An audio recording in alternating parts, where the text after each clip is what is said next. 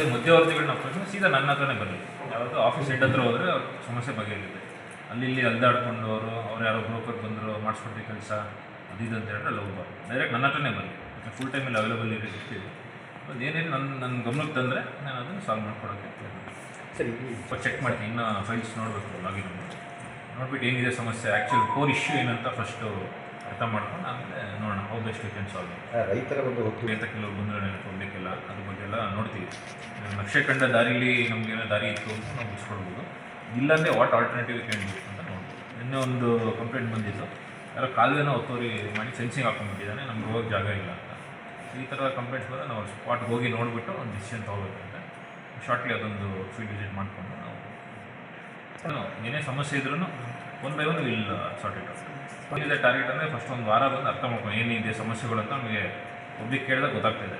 Core issues ಏನಂತ ಅದ್ರಲ್ಲಿ one of the main issues ಬಂದು ಕ್ಯಾಸ್ಟ್ ಆ್ಯಂಡ್ ಇನ್ಕಮ್ ಸರ್ಟಿಫಿಕೇಟ್ ಅಂತ ಗೊತ್ತಾಯಿತು. ಇವ್ರು ಹೇಳಿದಾಗ ಎನ್ಕ್ರೋಚ್ಮೆಂಟ್ ನೋಡ್ಕೊಂಡು ನಾವು ಗ್ರ್ಯಾಜುವಲಿ ಏನಿವಾಗ ನಮಗೆ ಬಂದಿರೋ ಮಾಹಿತಿ ಪ್ರಕಾರ ಈ ವಾಟರ್ ಟ್ಯಾಂಕರ್ಸ್ಗಳು ಏನಿದ್ದಾರೆ, ಈ ವಾಟರ್ ಟ್ಯಾಂಕರ್ಸ್ಗಳದ್ದು ಮೇನ್ ಇಶ್ಯೂ ಏನಂದರೆ ಅವರ ಟ್ಯಾಂಕರ್ಸ್ ಒಳಗಡೆ ಕ್ಲೀನ್ ಮಾಡ್ತಿದ್ದಾರೆ ಇಲ್ವೋ ಅನ್ನೋದ್ರ ಬಗ್ಗೆ ಇಶ್ಯೂ ರೇಸ್ ಮಾಡಿದ್ದಾರೆ. ಸೊ ನಾವು ಅದಕ್ಕೆ ಹೆಲ್ತ್ ಕನ್ಸರ್ನ್ ಇರೋದ್ರಿಂದ ಇದಕ್ಕೆ public health is very important. ಆಗ ಈ ನಿಟ್ಟಿನಲ್ಲಿ ನಾವೇನು ಮಾಡ್ಬೋದು ಅಂದರೆ ಎಲ್ಲ ಟ್ಯಾಂಕರ್ಸ್ಗಳನ್ನ ಒಂದು ಸಲ ಕರೆಸಿ ಅವರು ಅಸೋಸಿಯೇಷನ್ ಏನಾಗಿದ್ದರೆ ಎಲ್ಲ ಟ್ಯಾಂಕರ್ಸ್ನ ಚೆಕ್ ಮಾಡಿಸಿ ಸೊ ಸ್ಟ್ರಿಕ್ಟಾಗಿ ಅವ್ರಿಗೆ ವಾರ್ನಿಂಗ್ ಕೊಡಬೇಕಾಗುತ್ತೆ. ಎಲ್ಲ ಟ್ಯಾಂಕರ್ಸ್ ಕ್ಲೀನ್ ಮಾಡಿ ಆರೋಗ್ಯ ಜನರದ್ದು ಹದಗೆಡದಿರೋ ರೀತಿಯಲ್ಲಿ ಏನು ಕ್ರಮ ಕೈಗೊಳ್ಳಬೇಕು ಅದನ್ನು ಮಾಡೋದಕ್ಕೆ ನಾನು ವಿನಂತಿಸ್ತೀನಿ.